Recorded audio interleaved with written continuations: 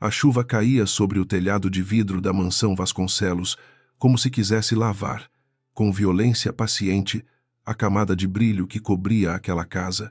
Helena Duarte estava de pé no corredor do segundo andar, segurando uma pasta de couro escuro contra o peito, enquanto as vozes vindas da sala de jantar subiam pela escadaria em ondas ásperas. O vestido azul marinho que usava era simples demais para os padrões da família, e talvez por isso Beatriz Vasconcelos sempre olhasse para ela como se olhasse uma mancha no mármore. Naquela noite, Helena não procurava confronto. Havia passado as últimas 3 horas no pequeno escritório que Rafael lhe oferecera depois do casamento, revisando documentos que não deveriam estar ali, esquecidos dentro de uma gaveta trancada, cuja chave permanecera presa ao molho da governanta. Ela encontrara contratos duplicados, autorizações bancárias com sua assinatura falsificada e uma transferência feita em nome de uma empresa que jamais vira. O dinheiro atravessara contas como água suja por canos escondidos, e no final aparecia seu nome, limpo, dócil, perfeito para ser sacrificado. Helena descera apenas para perguntar a Rafael se ele sabia. Essa era a parte que mais doía. Não a fraude, não a arrogância dos Vasconcelos, não os comentários que engolia havia 2 anos com uma serenidade que todos confundiam com fraqueza. O que abria uma rachadura silenciosa dentro dela era imaginar que o homem que certa vez beijara suas mãos em uma livraria, prometendo que ao lado dele ninguém a humilharia, talvez tivesse permitido que sua família transformasse seu nome em escudo. Ela precisava ouvir da boca dele uma negação firme. Ao chegar ao último degrau, viu a sala de jantar iluminada por lustres dourados, com a mesa longa posta para convidados que já tinham partido. Beatriz estava sentada na cabeceira, impecável em seda creme, os dedos carregados de anéis brilhando contra a taça de vinho.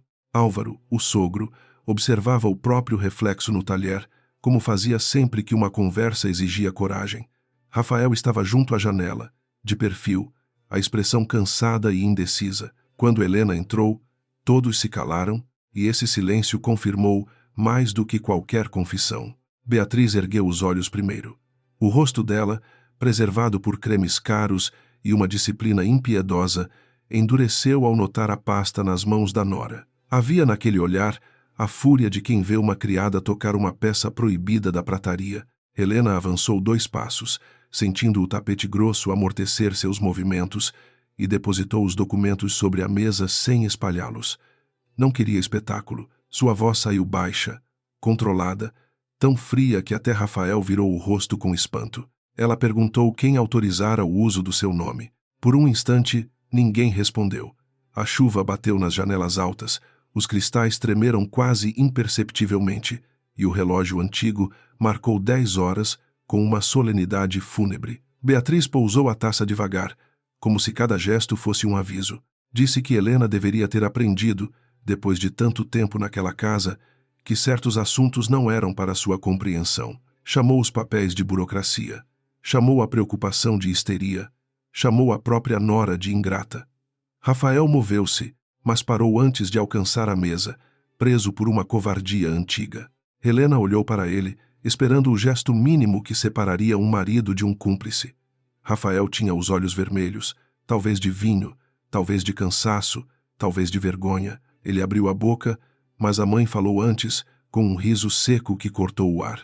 Beatriz perguntou se Helena pretendia ameaçar aquela família depois de ter sido recolhida de uma vida modesta, depois de ter recebido sobrenome, teto e posição. A palavra recolhida ficou suspensa como uma bofetada. Helena sentiu o rosto arder, mas não abaixou os olhos. A modéstia de Helena era uma invenção conveniente.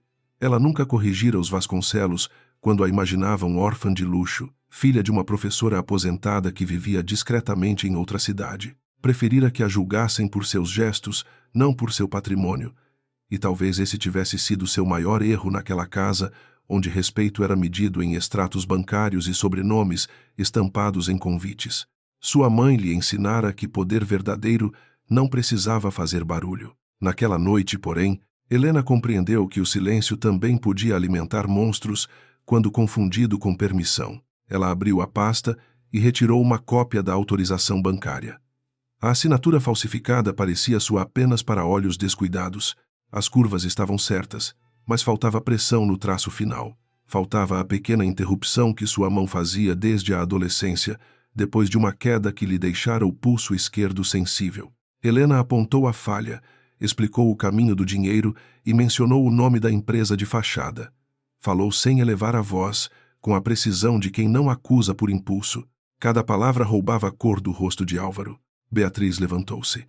A cadeira arranhou o piso com um som agudo, e a governanta, que escutava da porta da cozinha, recuou um passo. A matriarca caminhou ao redor da mesa, devagar, trazendo consigo o perfume caro e o veneno de anos de domínio. Disse que uma mulher que entrara naquela família sem nada deveria agradecer por ser útil. Disse que assinaturas, nomes e aparências pertenciam à casa enquanto ela morasse ali. Helena entendeu então que não havia engano. O crime não era um acidente, era uma hierarquia. Rafael murmurou o nome da esposa.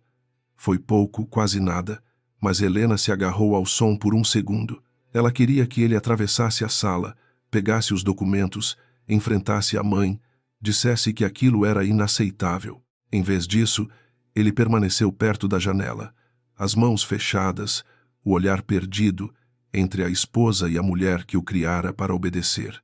Helena viu a luta dele e, com uma tristeza profunda, percebeu que nem toda luta interna merece admiração. Algumas são apenas maneiras lentas de continuar traindo. Beatriz arrancou a folha da mão de Helena. Não a leu porque não precisava. Amassou o papel com desprezo e o jogou sobre a mesa como se jogasse restos. Depois aproximou-se tanto que Helena pôde ver as veias finas junto às têmporas dela. A voz da sogra baixou, mas ganhou crueldade. Ela disse que, se Helena insistisse em bancar a mulher honrada, sairia daquela casa sem malas, sem joias e sem marido. Acrescentou que ninguém acreditaria numa desconhecida contra uma família inteira de empresários respeitados. Helena respondeu que reputação não era prova e que dinheiro não transformava mentira em verdade.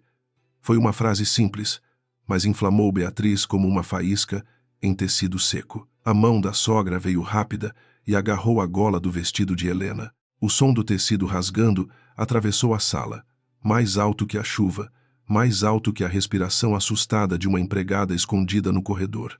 O rasgo abriu-se do ombro até perto do peito, expondo a pele e a humilhação que Beatriz queria imprimir nela como marca pública. Por um segundo, Helena ficou imóvel.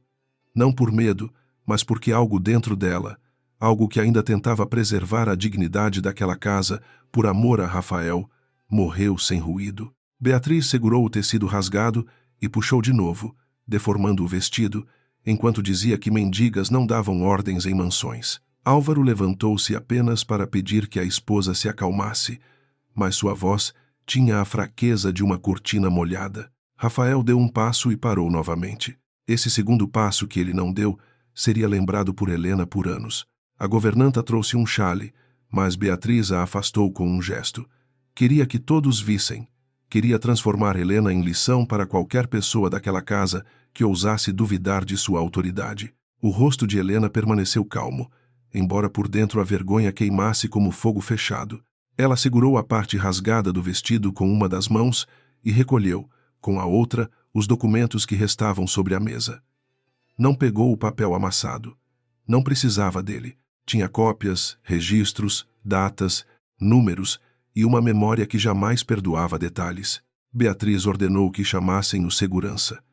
A palavra segurança, dita naquele tom, fez Helena quase sorrir. Durante 2 anos, ela acompanhara os jantares daquela família, ajudara Rafael a organizar relatórios, aconselhara discretamente decisões que salvaram contratos importantes, mediara crises com fornecedores, recebera parentes doentes e ouvira insultos embrulhados em falsa elegância. Mesmo assim, bastou confrontar uma fraude para ser tratada como invasora. O segurança chegou constrangido, um homem alto chamado Mauro, que já vira Helena levar remédios à filha dele quando a criança estivera internada. Ele não conseguiu encará-la. Helena poupou Mauro da vergonha de tocá-la. Caminhou até o hall com a coluna ereta, segurando a pasta e o tecido rasgado contra o corpo. Atrás dela, Beatriz continuava falando, dizendo que aquela encenação terminaria antes do amanhecer que Rafael esqueceria sua aventura romântica, que nenhuma mulher sem origem abalaria os Vasconcelos. Cada frase tentava acertar Helena pelas costas, mas nenhuma a fez parar. O mármore frio sob seus sapatos parecia anunciar que ela nunca pertencera ali. Pela primeira vez, essa constatação não doeu. Libertou. Rafael a alcançou perto da porta principal, mas não teve coragem de tocá-la. Chamou seu nome outra vez, agora com uma urgência tardia que a fez virar o rosto. Ele viu o ombro exposto, o tecido rasgado, a pasta apertada contra o peito, e algo semelhante a pânico atravessou sua expressão. Pediu que ela esperasse, disse que falariam no quarto, que sua mãe estava nervosa. Helena ouviu com uma calma assustadora. Não havia grito em sua voz quando respondeu que nervosismo não falsificava assinaturas, nem rasgava roupas, nem expulsava uma esposa. Ele empalideceu. Tentou dizer que resolveria tudo, mas não disse quando, nem como, nem contra quem. Helena conhecia bem aquele tipo de promessa, feita para adiar a verdade até que a vítima se cansasse. Perguntou se ele sabia dos documentos antes daquela noite. Rafael desviou o olhar por uma fração mínima, e essa fração bastou. Ela não precisou de confissão. O amor, quando quebra, nem sempre faz barulho. Às vezes apenas muda a luz de um rosto conhecido, revelando que a pessoa amada estava mais longe do que parecia. Beatriz surgiu atrás dele como uma sombra vestida de seda. Mandou Rafael entrar, dizendo que não se discutia com gente sem classe na entrada da casa. Helena olhou para a sogra e, pela primeira vez, deixou que um traço de desprezo aparecesse em seu rosto. Não era o desprezo arrogante de Beatriz, mas o cansaço de quem finalmente enxerga a pequenez de alguém muito poderoso. Ela disse que sairia por escolha própria, mas que eles deveriam aproveitar aquela noite, porque algumas manhãs chegavam com contas que nenhum sobrenome conseguia pagar. Beatriz riu. O riso ecoou no hall como vidro batendo em vidro. Perguntou se aquilo era ameaça, e Helena respondeu que era apenas consequência. Rafael percebeu algo naquele instante. Talvez a segurança excessiva da esposa, talvez a ausência completa de súplica. Ele sempre soubera que Helena era inteligente, mas nunca perguntara o tamanho da vida que ela deixara do lado de fora da mansão. Aceitara a versão confortável criada por sua mãe, porque essa versão o protegia de se sentir menor. Agora a mulher diante dele parecia desconhecida, não por fingimento, mas por revelação. A porta se abriu e o vento trouxe a chuva para dentro. Helena saiu sem guarda-chuva. As gotas atingiram seu rosto, misturando-se ao calor de lágrimas que ela se recusou a derramar ali. Desceu os degraus de pedra lentamente, ouvindo a porta se fechar atrás de si com uma solenidade cruel. A mansão permaneceu iluminada, imensa, soberba, como se nada pudesse atingi-la. Do jardim, porém, Helena viu uma fissura no espelho de uma janela lateral, fina e irregular. Parecia pouco, mas toda a ruína começava por uma linha quase invisível. No portão, Mauro apareceu correndo com um casaco escuro. Disse que não podia deixá-la sair daquele jeito. Helena aceitou o casaco por respeito a ele, não por necessidade, e agradeceu com uma delicadeza que aumentou o constrangimento do homem. Ele abriu o portão sem esperar ordem de Beatriz. A rua estava vazia, molhada, refletindo os postes em longos riscos amarelos. Helena caminhou até a calçada, respirou fundo e sentiu o peso da pasta contra o corpo. Dentro dela havia mais que papéis. Havia a prova de que sua paciência terminara. Ela não chamou um carro da família, não pediu abrigo a amigas comuns, não ligou para Rafael. Abriu o celular com os dedos frios e encarou por alguns segundos o nome da mãe. Isadora Duarte nunca interferira no casamento da filha. Embora tivesse percebido desde o primeiro jantar que os Vasconcelos confundiam educação com submissão, respeitara a escolha de Helena porque sabia que filhas fortes também tinham direito de errar por amor, mas havia uma promessa antiga entre as duas. Se algum dia Helena ligasse depois da meia-noite e dissesse apenas uma frase, Isadora viria. A chamada completou no segundo toque. Do outro lado, a voz de Isadora surgiu serena, sem sono, como se ela já esperasse por aquela tempestade. Helena fechou os olhos. Por um momento, a menina que corria pelos corredores da antiga casa da mãe, com livros nos braços e perguntas demais no coração, tocou a mulher rasgada pela humilhação na calçada. Ela não chorou, apenas disse que voltaria para casa. Houve um silêncio curto, pesado, e então Isadora perguntou se alguém a machucara.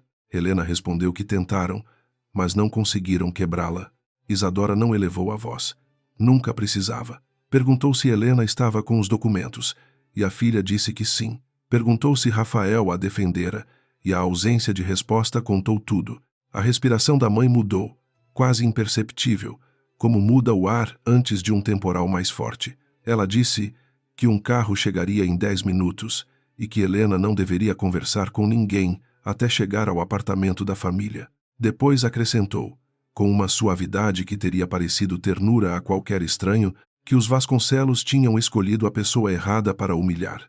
Helena desligou e permaneceu sob o toldo de uma padaria fechada, observando a mansão à distância. Lembrou-se do primeiro dia em que entrara ali como noiva, carregando flores brancas e uma esperança que agora parecia pertencer a outra mulher. Beatriz sorrira diante dos convidados, mas apertara seu braço com força suficiente para deixar marcas, sussurrando que casamento era uma concessão, não uma vitória.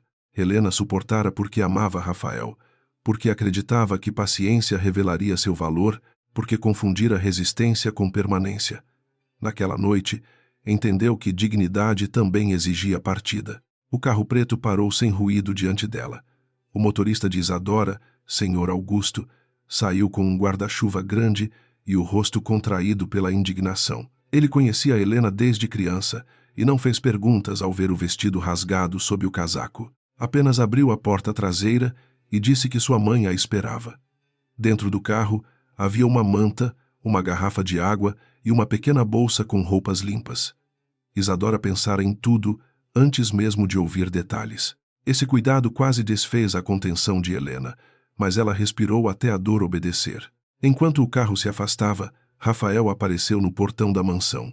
Estava sem casaco, molhado pela chuva, segurando o celular na mão como se não soubesse para quem ligar. Helena o viu pelo vidro traseiro, uma figura pequena sob as luzes grandiosas da casa. Parte dela quis que ele corresse, que gritasse, que fizesse qualquer coisa capaz de provar que ainda havia algo a salvar. Ele apenas ficou parado.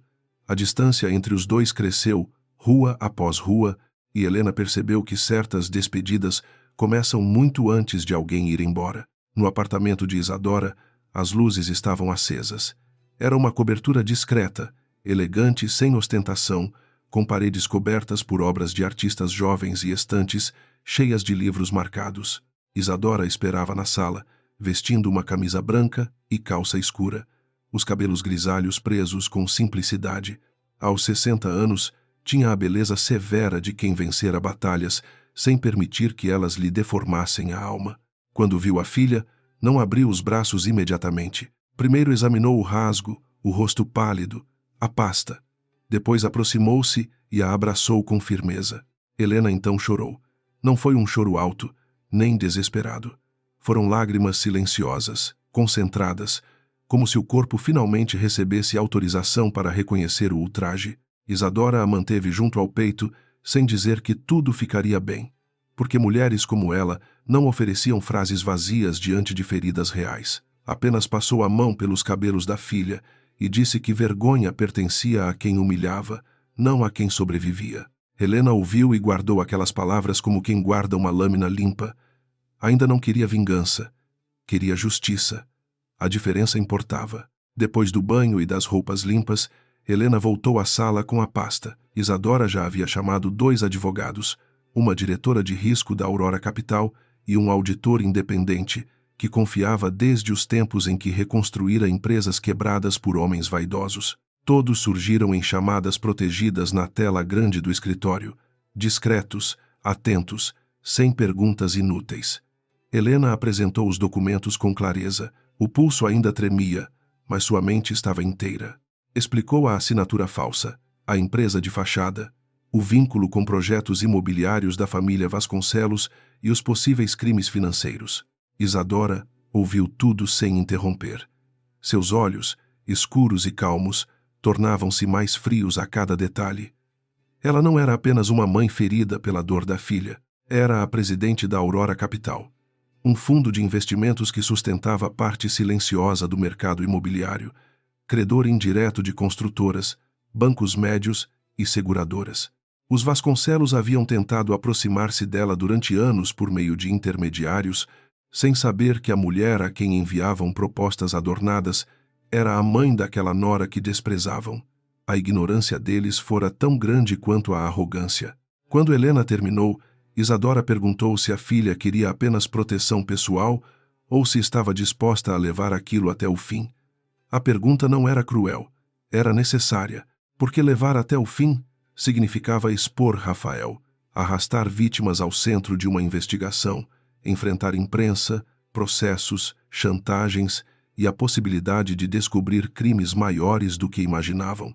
Helena pensou no silêncio do marido, no vestido rasgado, mas também pensou nas famílias cujos nomes apareciam nos contratos anexos, pessoas que talvez tivessem perdido casas para alimentar o brilho dos lustres de Beatriz.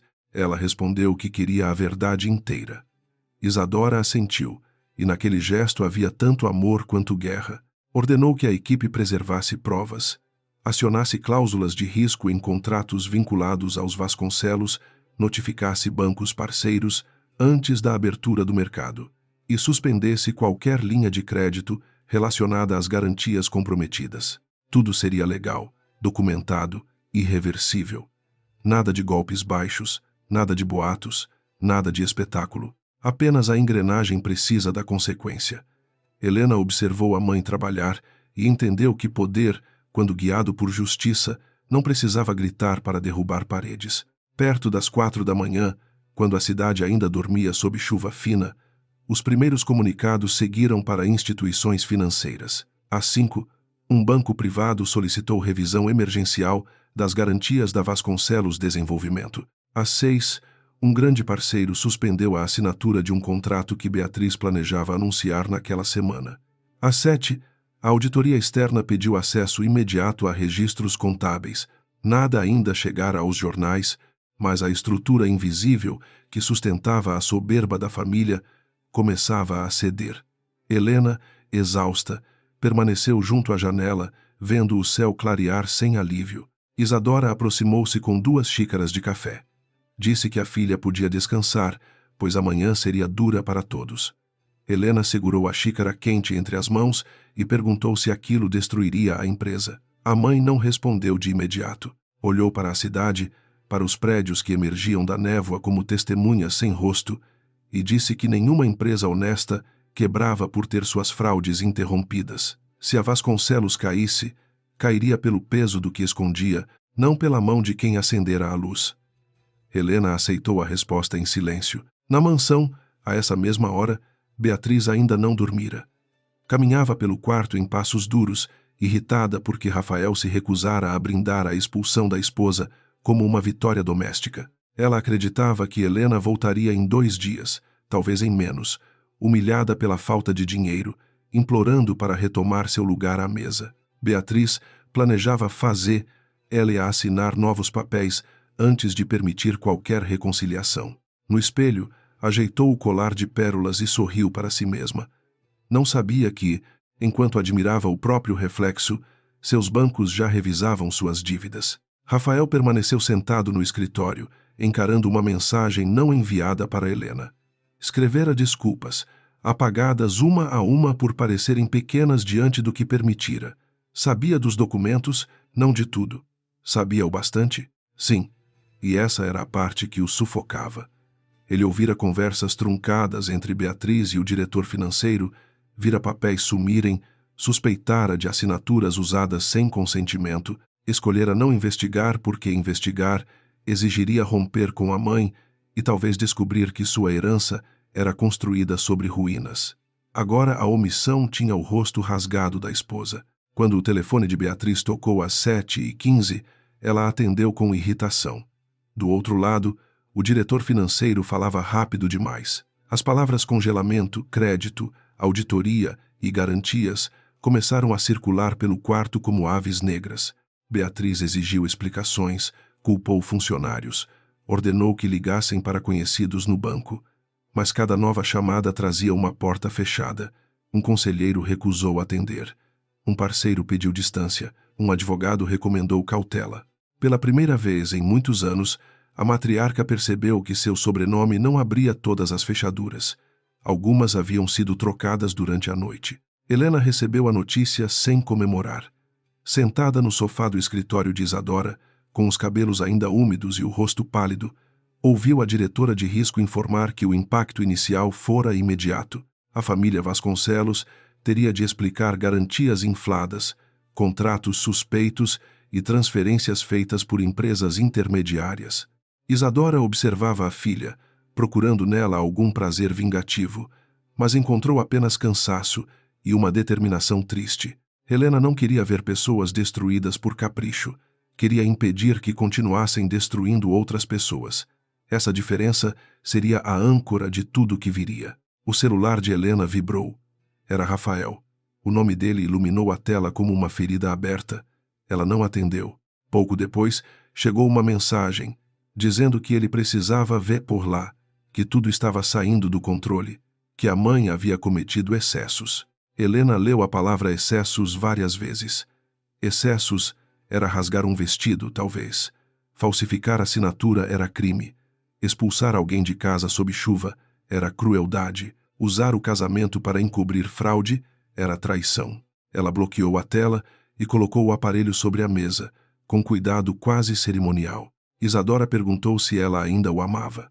A pergunta atravessou Helena com mais força do que imaginara. Ela olhou para as próprias mãos, lembrando o toque de Rafael em dias mais simples, antes de a mansão revelar suas garras, antes de o silêncio dele se tornar uma parede entre os dois. Disse que amor não desaparecia em uma noite, mas podia perder o direito de governar uma vida. Isadora sorriu com tristeza.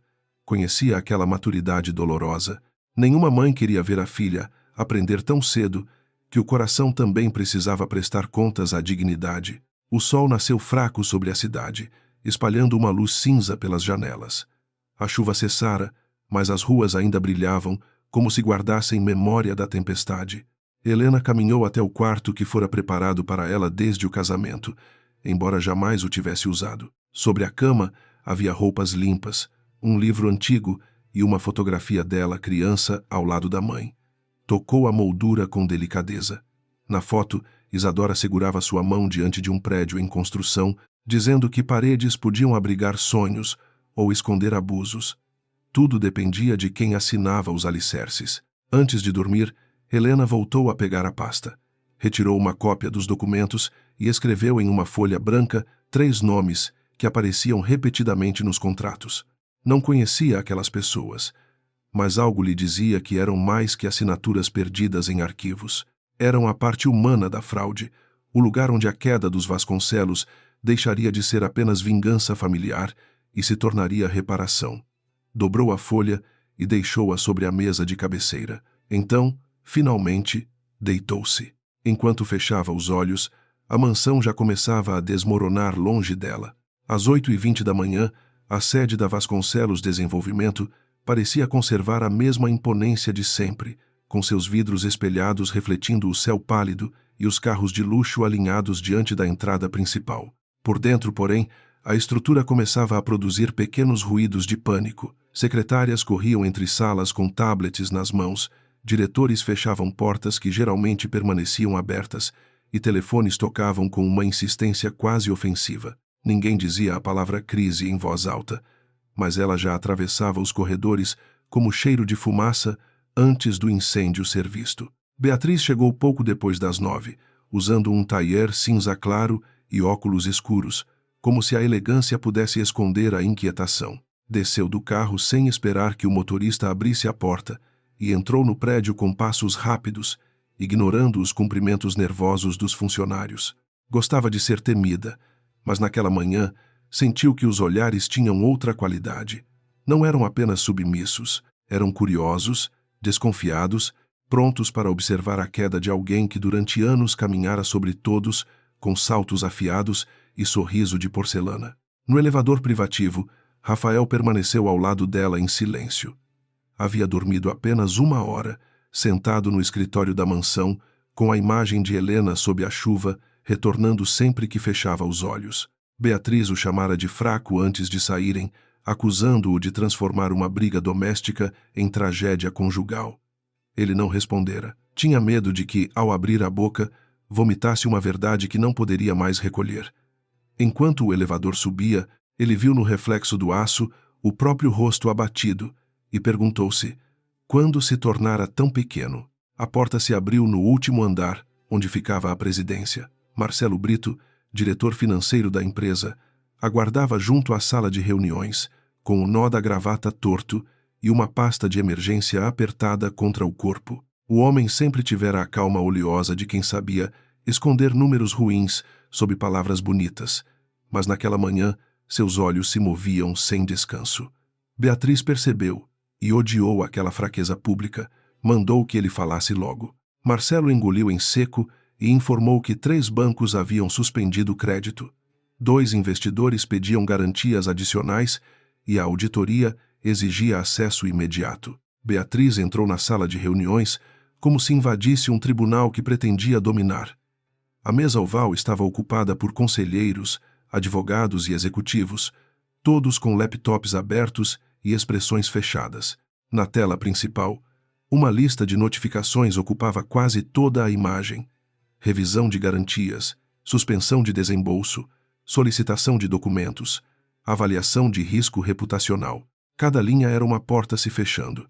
Beatriz retirou os óculos devagar, colocou-os sobre a mesa e perguntou quem, exatamente, tivera coragem de iniciar aquela palhaçada contra a sua família. Ninguém respondeu de imediato. Foi Marcelo quem, com voz baixa, explicou que a origem parecia vir de um alerta emitido por Aurora Capital, credora indireta em 2 operações estruturadas e influente em um consórcio que financiava projetos da Vasconcelos. Beatriz franziu o senho. Conhecia aquele nome muito bem. Durante anos tentara aproximar-se de Isadora Duarte, presidente da Aurora, enviando convites para jantares beneficentes e propostas de parceria. Nunca recebera mais que respostas formais.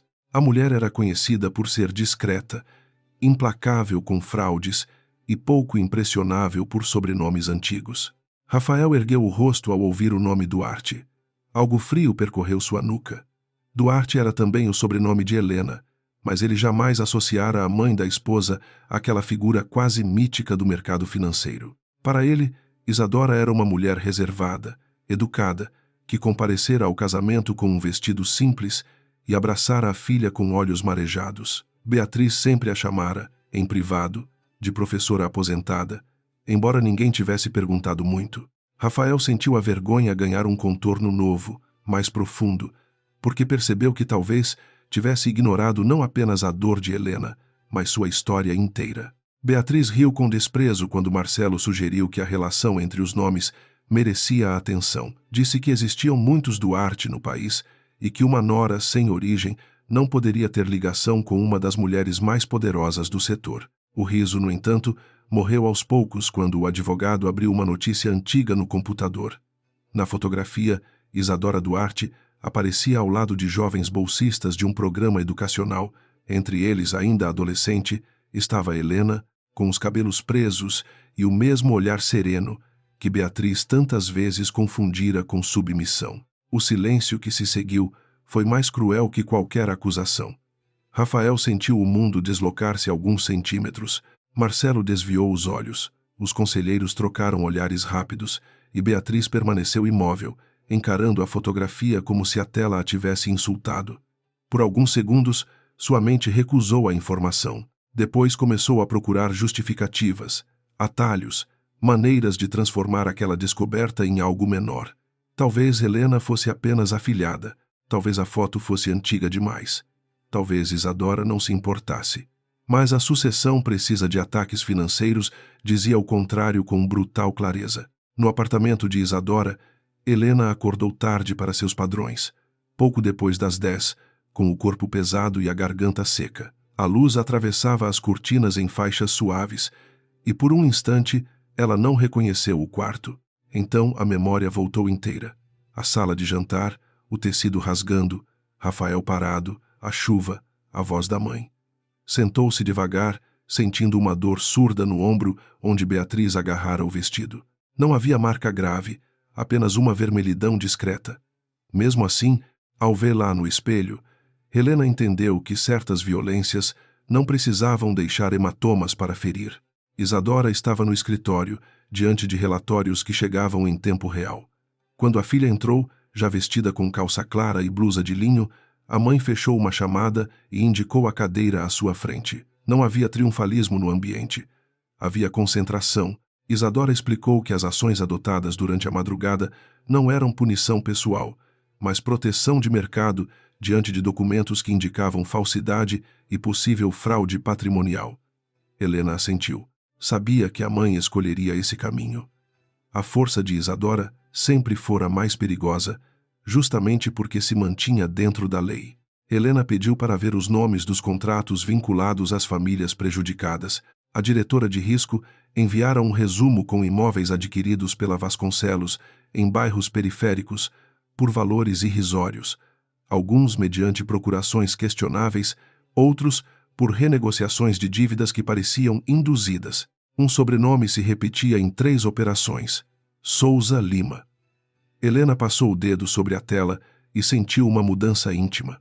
Até ali, sua dor comandara o centro da noite. Agora surgiam pessoas concretas, histórias provavelmente esmagadas por documentos elegantes. A humilhação dela era apenas uma porta de entrada para algo maior. Isadora observou a expressão da filha e reconheceu o momento exato em que a vítima começava a tornar-se estrategista. Perguntou se Helena queria afastar-se por alguns dias, deixar os advogados conduzirem tudo, preservar-se do escândalo. Helena olhou pela janela, onde a cidade seguia indiferente ao colapso privado de uma família rica, e respondeu que não. Disse que não permitiria que Beatriz transformasse o caso numa guerra de sogra e nora. Havia documentos, vítimas, crimes possíveis, e uma empresa inteira construída sobre intimidação. Se seu nome fora usado, ela também tinha responsabilidade em limpar a verdade. Na sede da Vasconcelos, Beatriz recuperara parte da voz. Ordenou que todos tratassem a crise como ataque coordenado, não como consequência de falhas internas. Mandou preparar uma nota sobre instabilidade temporária e exigiu que os bancos fossem lembrados de sua influência política. O advogado, mais prudente, sugeriu cautela, pois ameaçar instituições financeiras em um momento de auditoria poderia piorar a situação. Beatriz voltou-se para ele com olhos duros e perguntou desde quando pagava honorários para ouvir medo. O homem baixou a cabeça. Foi assim que ela manteve poder por décadas, transformando prudência alheia em vergonha. Rafael finalmente falou. Perguntou se os documentos encontrados por Helena eram verdadeiros. A sala se contraiu. Beatriz olhou para o filho como se ele tivesse cometido uma obscenidade. Disse que aquele não era o momento para sentimentalismo, que Helena fora manipulada pela mãe e que uma esposa leal teria levado dúvidas ao marido, não a uma potência financeira. Rafael sentiu a resposta fugir do ponto essencial. Insistiu com voz baixa, perguntando se sua assinatura havia sido falsificada. Marcelo pigarreou, e esse pequeno som confirmou que havia mais coisas escondidas do que ele imaginava. Beatriz bateu a mão na mesa.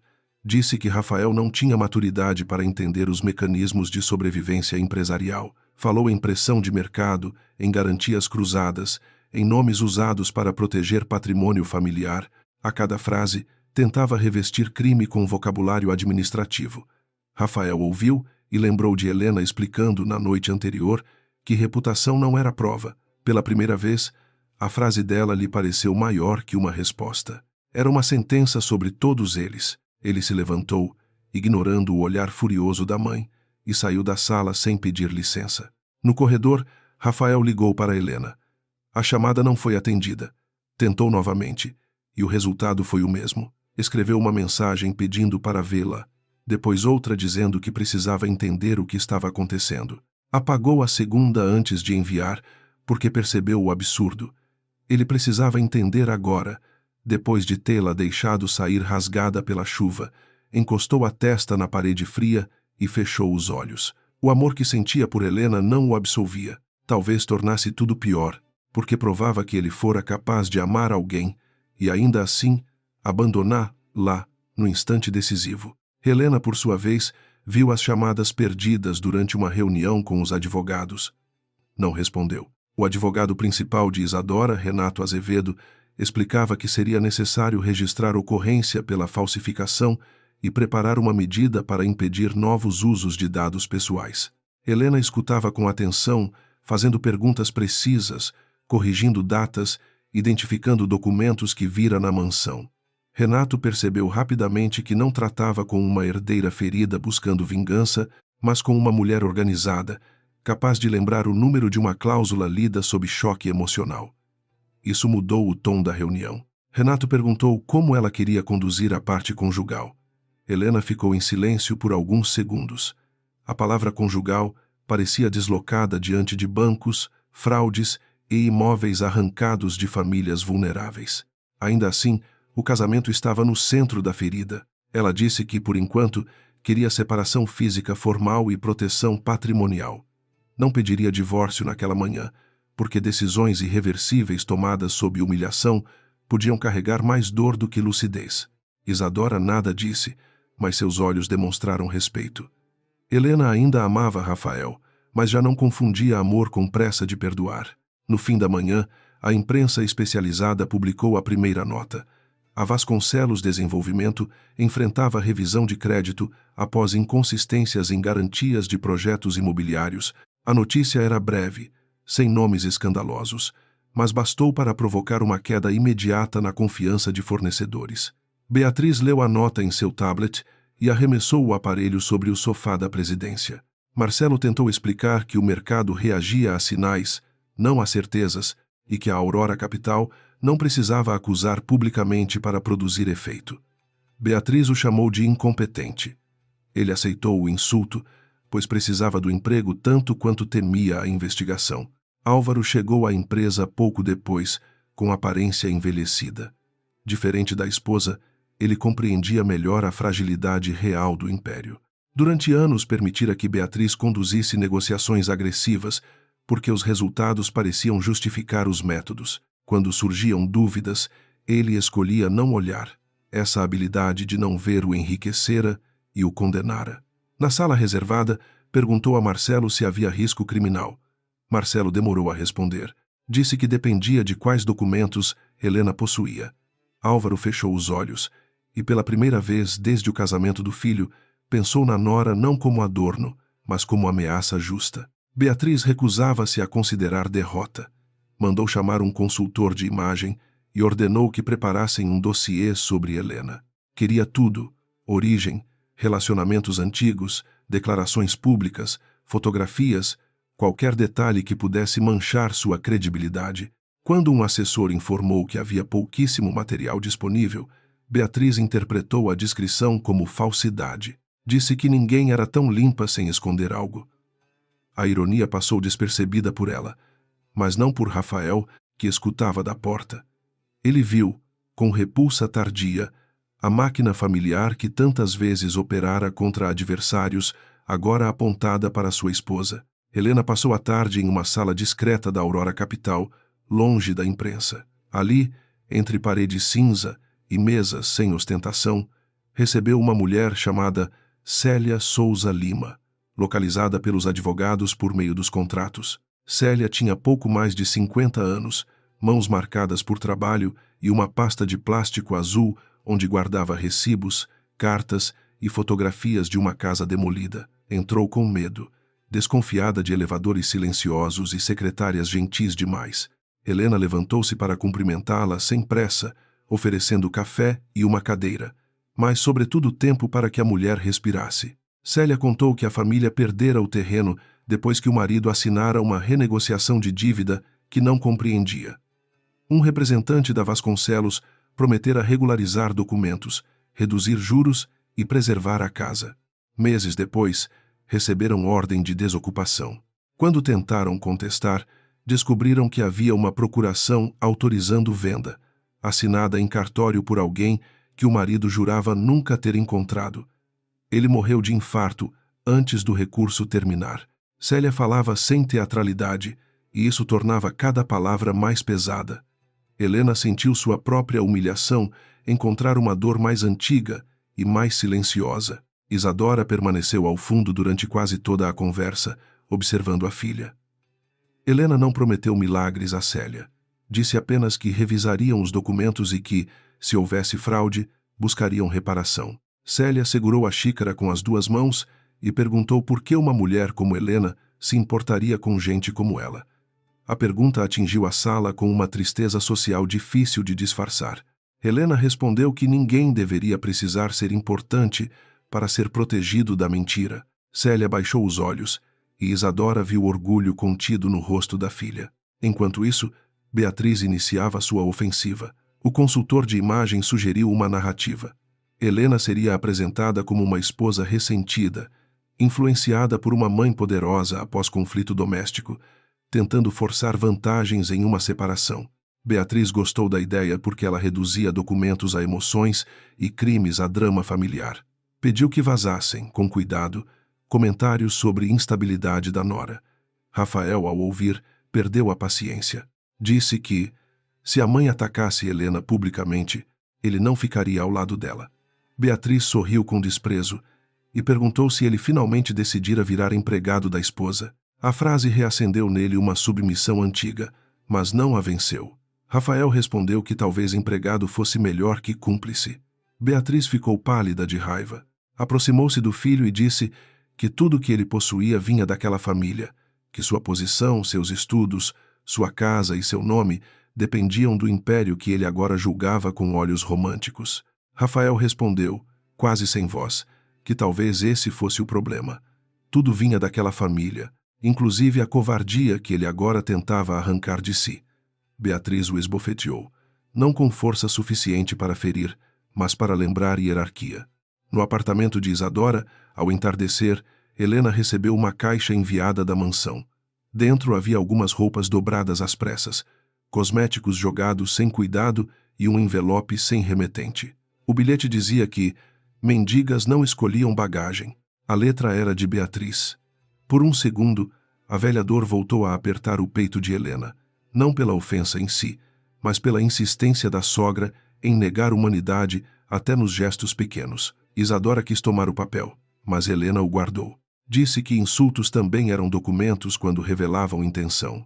Mais tarde, Renato informou que a equipe encontrara indícios de manipulação em pelo menos 7 contratos de compra de terrenos. A fraude não era improvisada. Havia participação de corretores, despachantes e possivelmente funcionários de cartório. A Vasconcelos Desenvolvimento adquiria áreas por valores baixos, pressionava moradores endividados, criava procurações duvidosas e revendia os imóveis como parte de empreendimentos maiores. Beatriz talvez não tivesse assinado tudo, mas seu nome aparecia em aprovações internas. Helena ouviu em silêncio. A história deixava de ser uma noite de humilhação e se transformava em mapa de abuso. Ela pediu uma cópia completa dos arquivos e ficou sozinha por alguns minutos. No silêncio da sala, tocou o próprio ombro como se ainda sentisse a mão de Beatriz. Lembrou-se de Rafael perguntando, meses antes, por que ela insistia em acompanhar reuniões sociais de uma família que a tratava mal. Ela respondera que desejava compreender o mundo dele. Agora percebia que compreender não bastava quando o mundo em questão exigia silêncio como preço de entrada. Amar alguém não significava aceitar a arquitetura moral da casa onde essa pessoa fora criada. Na mansão, a noite trouxe mais notícias ruins. Um fornecedor suspendeu entrega de materiais. Um fundo estrangeiro pediu revisão contratual. Funcionários começaram a trocar mensagens sobre possíveis demissões. Beatriz caminhava de um cômodo a outro, dando ordens contraditórias, irritada com a falta de obediência imediata do mundo. Álvaro bebia sozinho na biblioteca, olhando retratos de antepassados que talvez tivessem sido menos nobres do que as molduras sugeriam. Rafael ficou no jardim, onde a chuva da noite anterior ainda brilhava nas folhas. Pensou em ligar novamente para Helena, mas não queria pedir socorro quando ainda não oferecera a verdade. Por volta das 10, Helena recebeu uma mensagem de número desconhecido. Era Rafael. Ele dizia que sabia que ela não queria falar, mas que precisava dizer uma coisa antes que a mãe destruísse ainda mais. Escreveu que encontraria documentos internos, se ainda existissem, e que não pediria perdão antes de merecer sequer ser ouvido. Helena leu a mensagem 2 vezes. Não respondeu, mas também não apagou. Havia nela uma centelha de algo diferente da autopiedade. Talvez fosse coragem tardia, talvez fosse apenas medo. Ela aprendera, naquela madrugada, a não confundir possibilidade com redenção. Isadora encontrou a filha na varanda, olhando a cidade.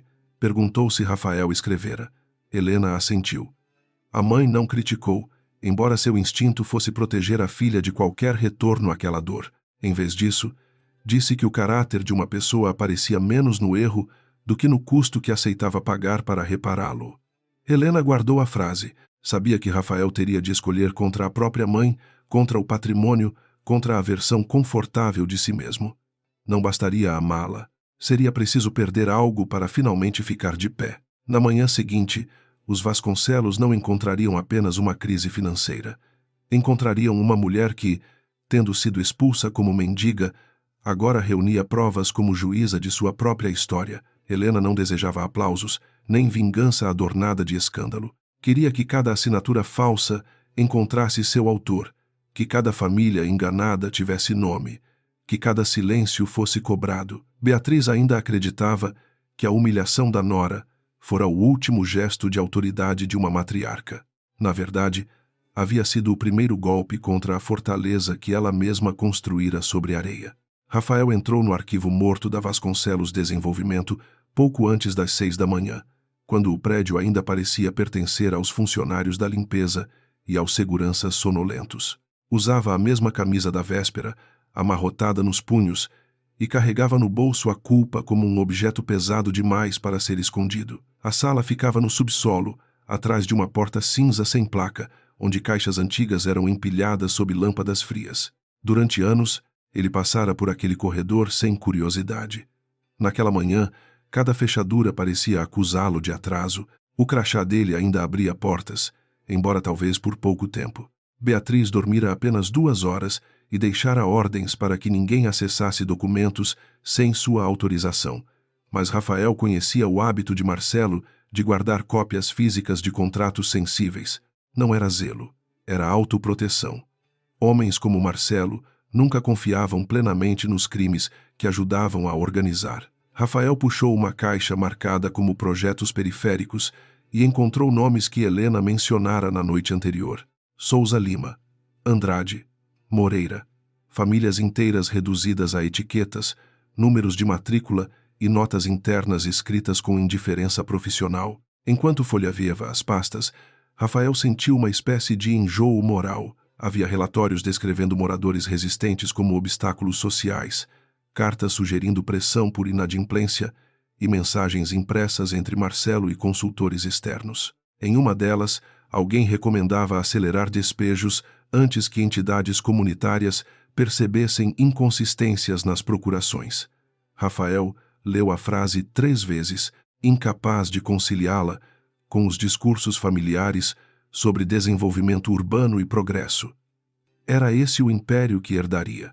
Não apenas prédios e lucros, mas paredes erguidas sobre a vergonha de gente que jamais jantara sob lustres de cristal.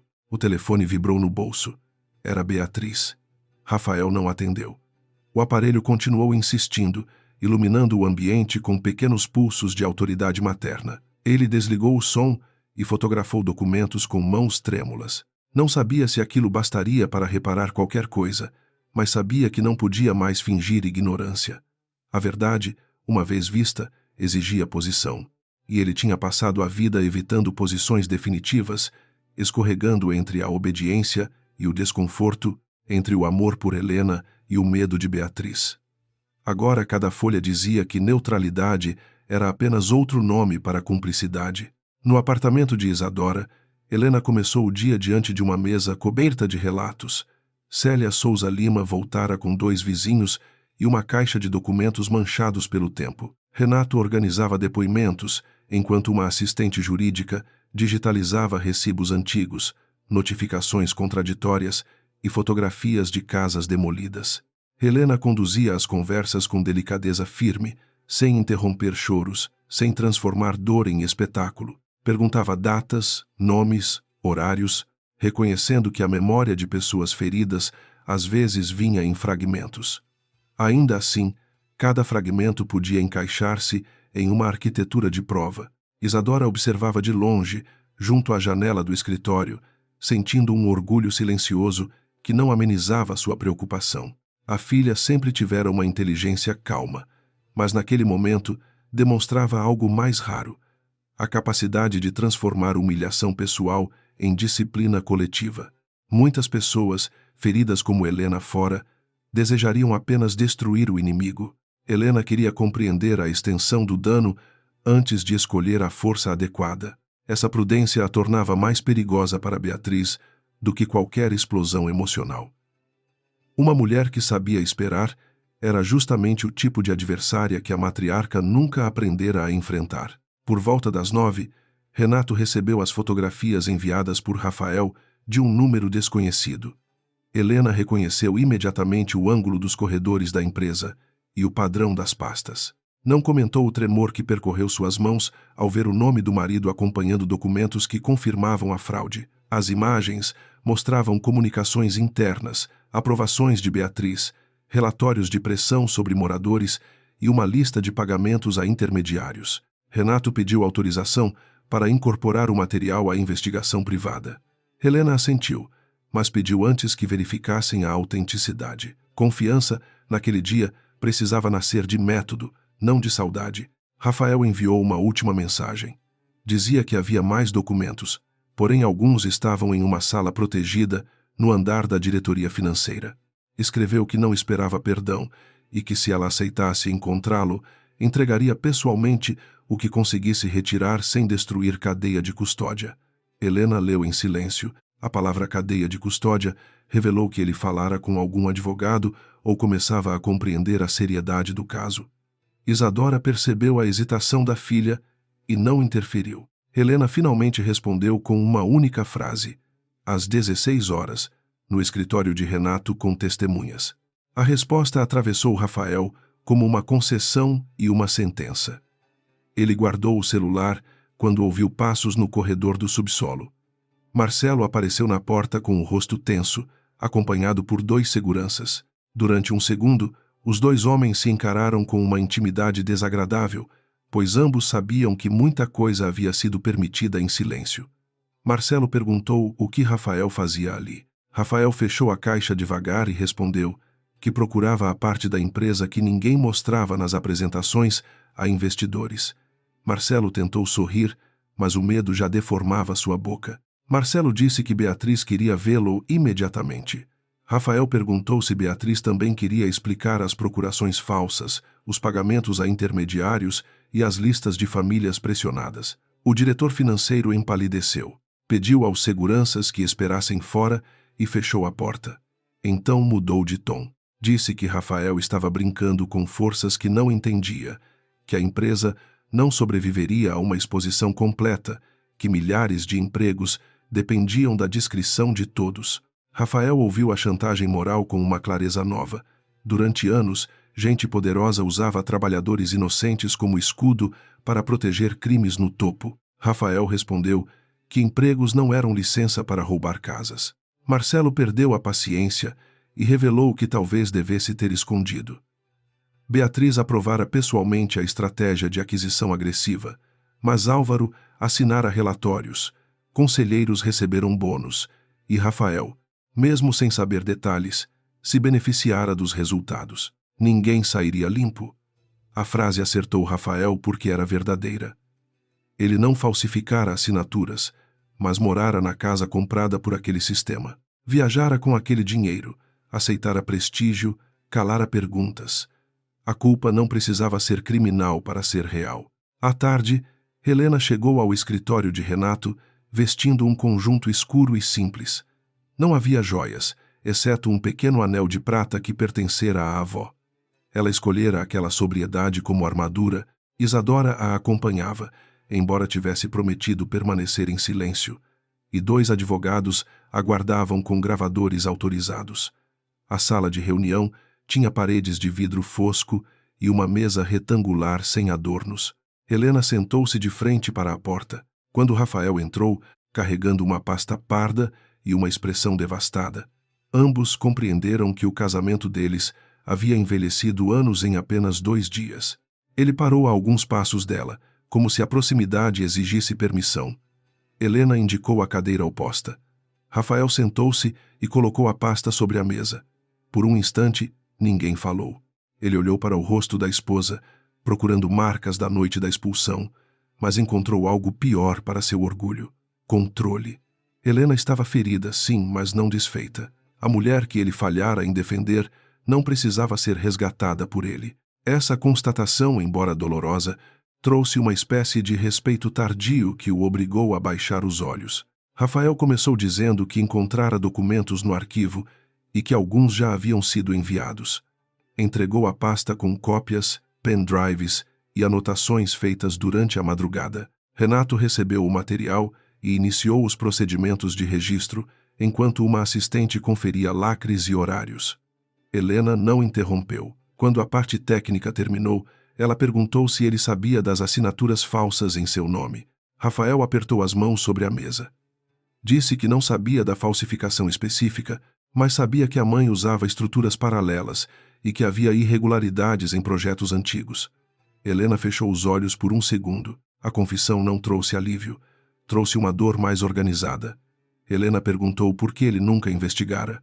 Rafael respondeu que tinha medo de descobrir que tudo era pior do que parecia. A frase, honesta e miserável, pairou entre os dois. Isadora desviou o olhar, talvez para não deixar a fúria materna atravessar a promessa de silêncio.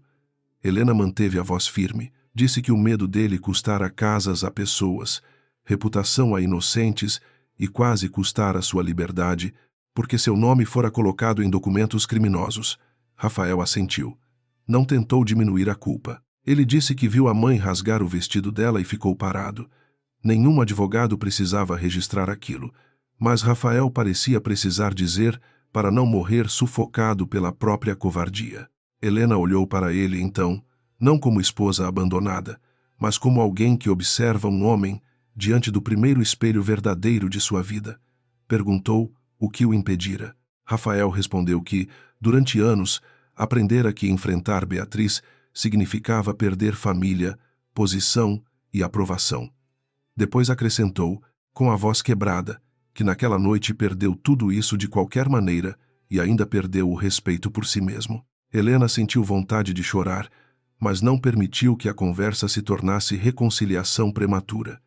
Disse que compreendia feridas de criação, mas que adultos eram responsáveis pelo que faziam com elas. Beatriz podia tê-lo educado para obedecer, porém fora ele quem escolheu permanecer imóvel.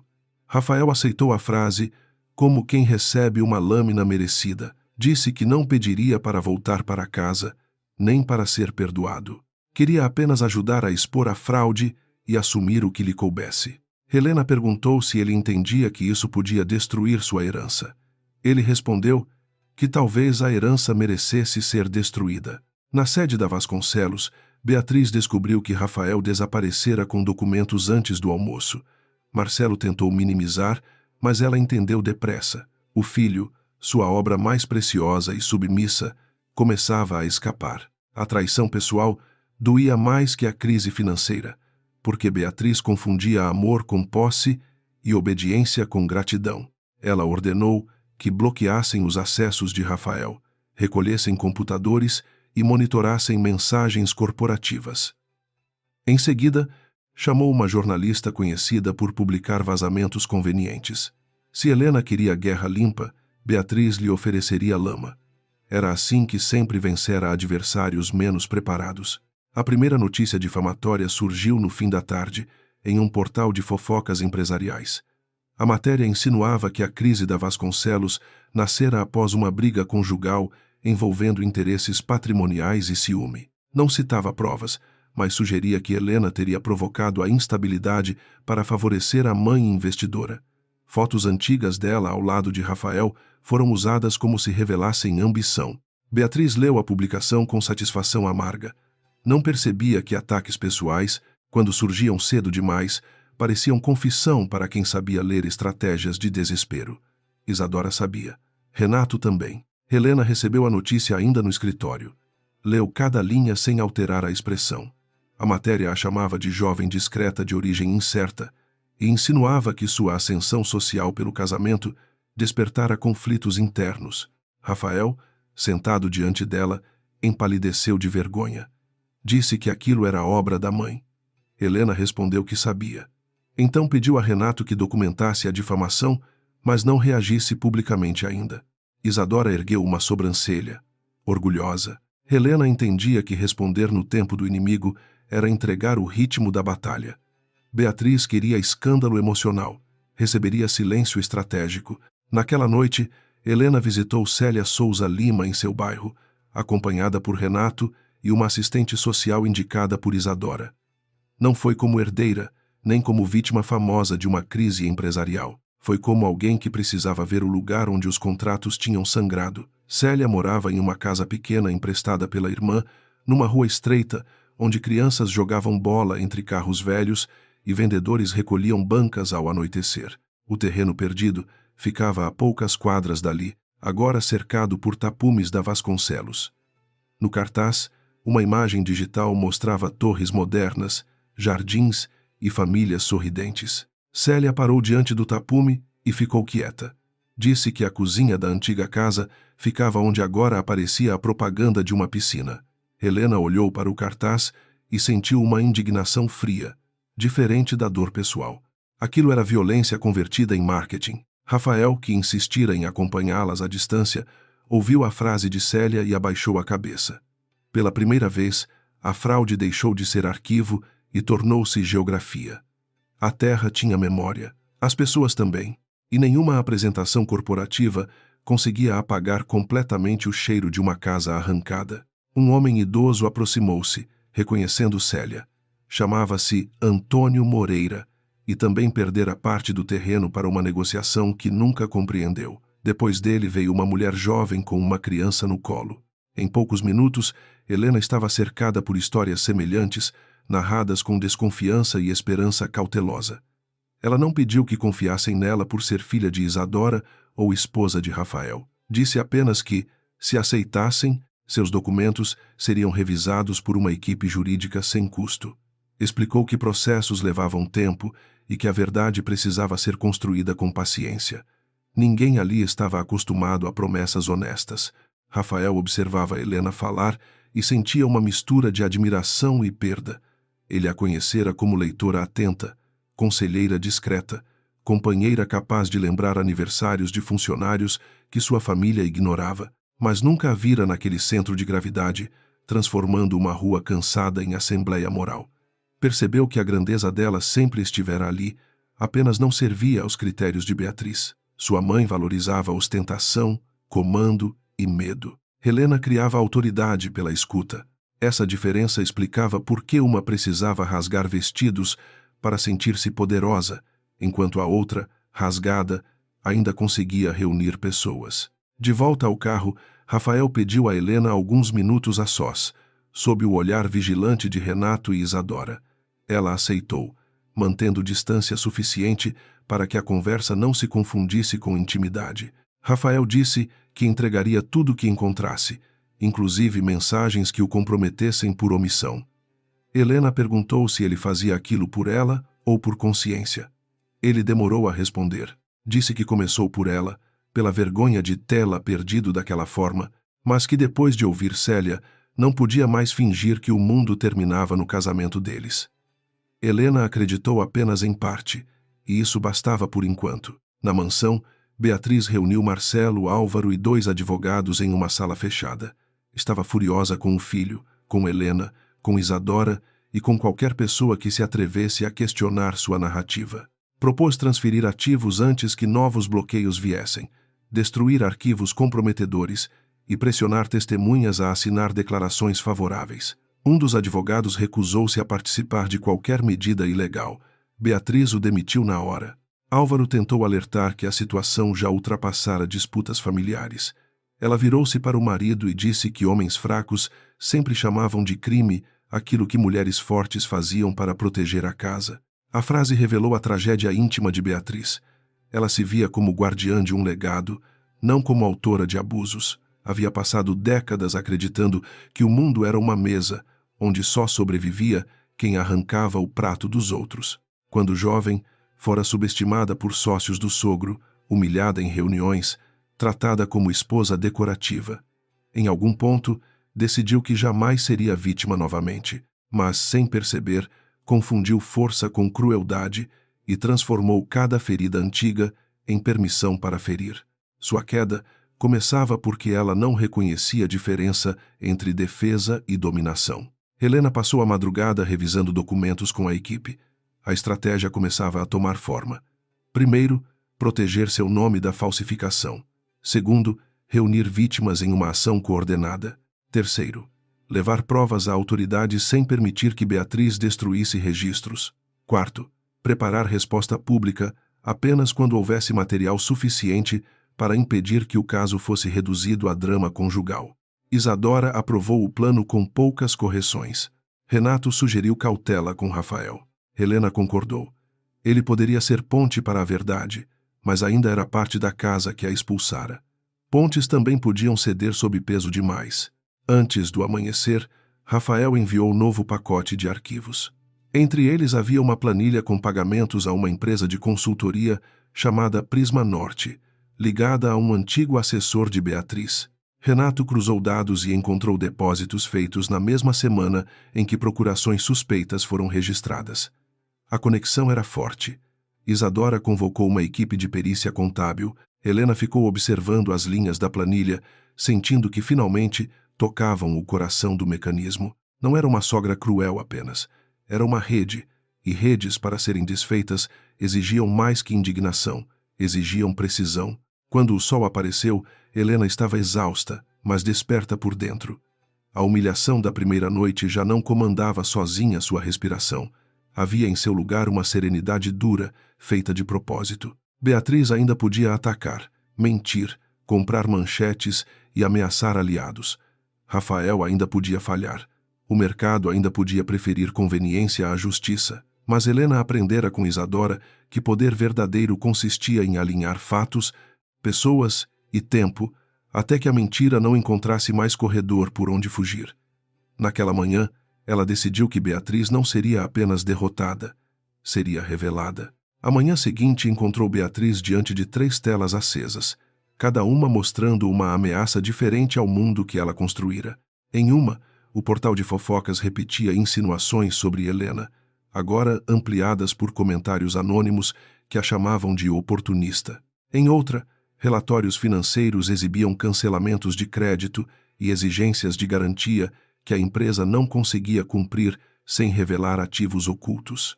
Na terceira, mensagens internas mostravam funcionários pedindo orientação, fornecedores cobrando pagamentos e conselheiros exigindo uma reunião extraordinária.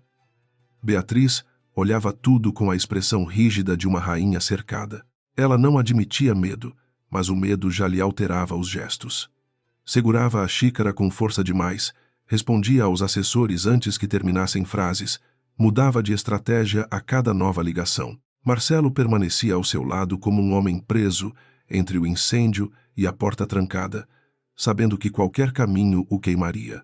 Álvaro, mais pálido que de costume, tentava convencer a esposa a aceitar uma negociação silenciosa com credores. Beatriz recusava. Para ela, negociar naquele momento seria confessar fraqueza, e fraqueza era o único pecado que jamais perdoara em ninguém. No escritório de Renato, Helena lia a matéria difamatória pela 3ª vez, não por masoquismo, mas por análise. Cada palavra tentava empurrá-la para uma caricatura conhecida: a jovem ambiciosa que se casara por dinheiro, a esposa ressentida que manipulava a mãe poderosa, a mulher emocional, incapaz de separar casamento e empresa. Ela sublinhou trechos, marcou horários de publicação e pediu que a equipe identificasse os perfis que espalhavam as acusações. Não havia tremor em sua voz. A dor existia, mas agora trabalhava subordinada à estratégia, como um animal feroz mantido pela coleira da razão. Isadora entrou na sala com um relatório nas mãos.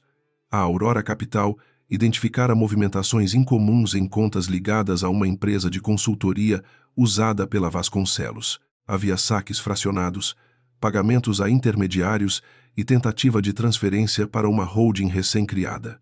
Helena leu os valores e entendeu que Beatriz não apenas se defendia, tentava retirar peças do tabuleiro antes da queda. Renato recomendou comunicar imediatamente às autoridades competentes e solicitar medidas para preservar documentos. Helena concordou. mas pediu que a denúncia fosse acompanhada pelos relatos das famílias afetadas. A história precisava ter nomes humanos, não só números. Rafael chegou ao escritório antes do meio-dia, carregando o rosto de quem atravessara uma noite sem abrigo moral. Beatriz bloqueara seus acessos, mandara recolher seu computador e avisara aos diretores que qualquer contato com ele deveria ser comunicado à presidência. Mesmo assim, ele trouxera uma chave pequena, retirada de uma gaveta antiga do pai, que abria um armário reservado na sala de Marcelo. Não sabia o que havia ali. Sabia apenas que Marcelo o protegera durante anos com mentiras e que mentirosos experientes sempre guardavam alguma prova para comprar sobrevivência quando o navio afundasse. Helena recebeu a chave sem tocar nos dedos dele. Esse cuidado discreto feriu Rafael mais que uma recusa explícita. Ele entendia, porém. Confiança não era um vaso quebrado que bastava colar com arrependimento. Era uma casa inteira a ser reconstruída sobre terreno suspeito. Renato organizou a entrada legal no prédio por meio de notificação e acompanhamento de um oficial, pois qualquer prova obtida de modo irregular poderia ser destruída pela defesa. Rafael ouviu em silêncio. Queria correr, arrombar armários, compensar anos de omissão com heroísmo urgente. Helena o ensinava, mesmo sem querer, que justiça exigia paciência. À tarde, a reunião extraordinária de acionistas foi marcada para o dia seguinte. Beatriz pretendia transformar o encontro em espetáculo de controle. Ordenou que a assessoria preparasse uma apresentação culpando forças externas, instabilidade de mercado e ataques pessoais coordenados por Helena. Queria sugerir que Rafael fora manipulado pela esposa e que documentos roubados estavam sendo usados para chantagear a família. Marcelo alertou que acusar sem provas poderia abrir nova frente jurídica. Beatriz respondeu que provas eram úteis para tribunais, mas percepções governavam assembleias. Ela ainda acreditava que podia vencer se parecesse invencível por mais algumas horas. Naquela mesma noite, Helena encontrou Célia, Antônio e outros moradores em uma sala cedida por uma associação comunitária. Não havia lustres, nem mármore, nem taças de cristal. Havia cadeiras de plástico, ventiladores ruidosos e uma mesa com garrafas de café. Helena explicou o andamento jurídico com linguagem clara, sem esconder riscos. Disse que o processo poderia ser longo, que a empresa tentaria desqualificá-los, que alguns seriam chamados de oportunistas. Em vez de prometer vitória, prometeu presença. A sinceridade dela produziu um silêncio respeitoso, pois aquelas pessoas estavam acostumadas a mentiras bonitas, não a verdades difíceis. Uma mulher chamada Joana levantou-se com um envelope nas mãos. Contou que recebera dinheiro para assinar uma declaração dizendo que vendera sua casa voluntariamente, mas nunca depositara o valor porque percebeu tarde demais que aquilo a incriminaria. Guardara o envelope por medo e vergonha. Helena pediu permissão para entregá-lo à perícia. Joana chorou antes de aceitar. Rafael, sentado ao fundo, viu naquele gesto o tamanho da cadeia de intimidação que sua família montara. Não eram apenas contratos, eram consciências forçadas a carregar culpa alheia. Pela primeira vez, desejou que o nome Vasconcelos perdesse todo o brilho. Beatriz não dormiu. Na madrugada anterior à assembleia, reuniu aliados na mansão e ensaiou sua fala como quem prepara uma peça de teatro. Diria que amava Rafael, mas que o filho estava emocionalmente vulnerável. Diria que Helena, embora acolhida com generosidade, revelara uma face amarga quando confrontada com limites patrimoniais. Diria que Isadora Duarte usava influência para esmagar uma empresa familiar em benefício próprio. As frases eram cuidadosamente construídas para provocar piedade, suspeita e raiva. O detalhe que Beatriz não conseguia ensaiar era a verdade. Sempre que ela se aproximava, desviava. No quarto onde Helena vivera, ainda restavam objetos esquecidos. Um marcador de livro, um frasco de perfume quase vazio, uma fotografia pequena de Rafael sorrindo em uma praia. Beatriz entrou ali sem acender a luz, movida por uma inquietação que não nomearia. Esperava sentir desprezo, talvez alívio. Encontrou apenas a ausência da nora, organizada e silenciosa, ocupando o espaço com uma dignidade irritante. Sobre a mesa, Havia uma xícara que Helena usara na última manhã em que preparara café para Rafael. Beatriz pegou a xícara e, por impulso, arremessou-a contra a parede. O ruído não a satisfez. No dia da assembleia, a sede da Vasconcelos parecia um cenário antes do desabamento. Jornalistas aguardavam do lado de fora. Acionistas entravam com rostos fechados e funcionários fingiam normalidade atrás de balcões impecáveis. Beatriz chegou cercada por advogados e assessores, vestida de branco, como se quisesse encarnar inocência. Rafael apareceu minutos depois, sozinho, usando terno escuro e carregando uma pasta lacrada. A mãe o viu atravessar o hall e sentiu o ódio subir como febre. Aquele era seu filho, sua criação, seu herdeiro, e agora caminhava como testemunha contra ela. Helena chegou com Isadora, Renato e 2 representantes legais dos moradores. Não entrou como esposa em conflito, nem como filha protegida por fortuna.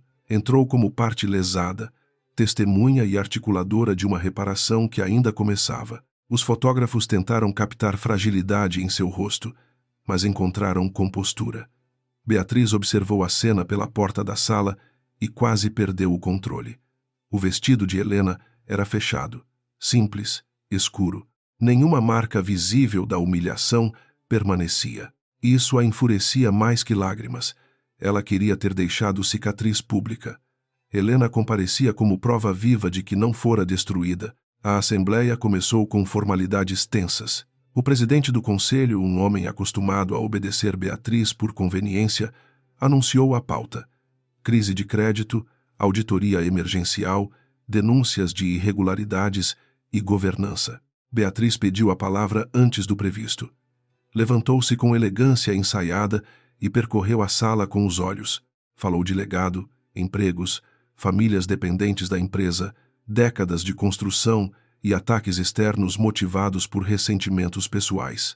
Citou Helena sem nomear, lá primeiro, como se isso a tornasse maior.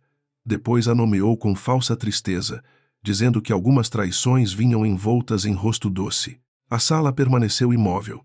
Beatriz percebeu que o efeito era menor do que esperava, então intensificou. Disse que Helena fora acolhida sem exigência, que Rafael se deixara seduzir por uma narrativa de vítima, que Isadora Duarte abusava de poder econômico para intervir em uma disputa doméstica. Alguns acionistas se mexeram nas cadeiras. Um deles olhou para Isadora, talvez esperando reação explosiva. Não houve. Isadora apenas tomou nota em um caderno fino. Helena também permaneceu sentada, as mãos pousadas sobre a mesa, ouvindo a própria difamação, como quem espera o inimigo terminar de assinar a confissão. Quando Beatriz concluiu, Renato pediu autorização para apresentar documentos. O presidente do conselho hesitou, mas a pressão dos acionistas o obrigou a aceitar. A primeira sequência mostrava a assinatura falsa de Helena e laudos preliminares indicando divergência gráfica. A segunda, transferências ligadas a empresas intermediárias. A terceira, contratos de moradores com procurações questionáveis. A quarta, mensagens internas sobre pressão social e aceleração de despejos. Cada tela removia uma camada da versão teatral de Beatriz. A sala começou a murmurar. Marcelo suava. Álvaro parecia envelhecer a cada arquivo aberto diante dos seus olhos. Beatriz tentou interromper, alegando que documentos obtidos por uma esposa vingativa não tinham validade. Renato respondeu que parte do material vinha de arquivos internos entregues por membro da diretoria e parte de vítimas externas, todos preservados conforme orientação legal. Então, Rafael levantou-se. O movimento dele mudou a temperatura da sala. Beatriz virou-se lentamente, com um olhar que misturava ameaça e súplica. Por um instante, Rafael viu não a matriarca poderosa, mas a mãe que o ensinara a amarrar gravata antes de sua primeira entrevista. A lembrança doía. Mas não podia mais governar. Ele pediu a palavra. A voz saiu baixa no início, depois ganhou firmeza. Disse que não fora manipulado por Helena, que sua esposa tinha sido humilhada dentro da mansão, enquanto ele, por covardia, permaneceu imóvel. Um murmúrio atravessou a sala, mas Rafael continuou. Admitiu que sabia de irregularidades gerais, que escolheu não investigar e que se beneficiou de uma estrutura que agora compreendia como abusiva. Entregou a pasta lacrada ao presidente do conselho, contendo cópias de mensagens, listas de pagamentos e registros do armário de Marcelo. Declarou que aceitava responder pelo que lhe coubesse. Beatriz ficou branca. Chamou o filho pelo nome, sem título, sem controle, quase como um pedido. Rafael não olhou para ela. Se olhasse, talvez fraquejasse. E ele sabia que sua coragem ainda era jovem demais para resistir a certos golpes. Helena, do outro lado da mesa, sentiu o coração apertar. Não era perdão, não era retorno, mas era verdade. E a verdade, mesmo tardia, tinha peso. Isadora percebeu a emoção da filha e manteve-se imóvel, respeitando o espaço entre justiça e sentimento, esse território perigoso, onde muitas mulheres eram convencidas a esquecer a própria dor em nome de um gesto bonito. Marcelo tentou salvar-se. Disse que cumpria ordens, que Beatriz controlava tudo, que os pagamentos eram autorizados em reuniões informais. Beatriz virou-se contra ele com fúria, acusando-o de roubo, incompetência e traição. O espetáculo da lealdade desfeita expôs mais do que os documentos. Mostrou a todos que o poder dos Vasconcelos não era uma estrutura sólida, mas uma rede de medo em que cada nó se soltava quando o risco chegava perto. Álvaro finalmente falou, pedindo suspensão da Assembleia e auditoria independente integral. Sua voz tremia, mas pela primeira vez não obedeceu à esposa. Helena pediu a palavra apenas no final. Não discursou sobre sua humilhação, embora todos agora soubessem o bastante para imaginá-la. Falou sobre Célia, Antônio, Joana e outras famílias cujos nomes estavam nos anexos. Disse que o problema não era uma briga conjugal, nem uma disputa entre mulheres fortes, nem um capricho de mercado. Era o uso sistemático de poder econômico para esmagar pessoas que não tinham meios de defesa. Sua voz permaneceu serena, mas cada frase pousava com precisão. Ao terminar, declarou que buscaria reparação legal e proteção aos trabalhadores inocentes da empresa. Essa última parte surpreendeu muitos acionistas. Beatriz esperava vingança cega. Helena oferecia responsabilização seletiva. Queria que culpados respondessem, ativos ilícitos fossem rastreados e vítimas reparadas. Mas não desejava que funcionários comuns pagassem sozinhos pela arrogância da diretoria. Isadora observou os conselheiros reagirem. Ali estava a virada real. A filha não apenas destruía uma narrativa falsa, construía uma alternativa moral. Empresas podiam ruir por escândalos, mas também podiam ser forçadas a revelar quem nelas trabalhava, para produzir valor e quem apenas sugava prestígio.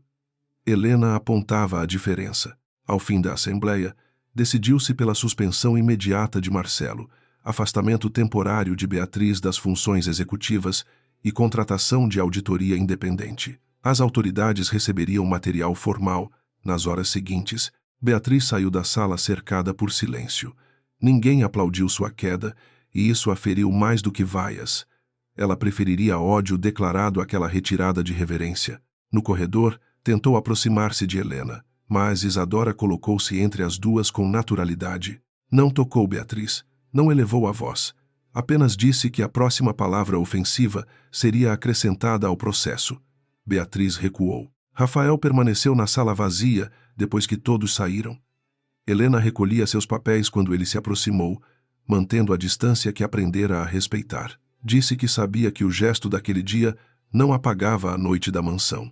Helena respondeu que nada apagaria, mas algumas verdades impediam que a ferida fosse usada contra ela. Ele assentiu.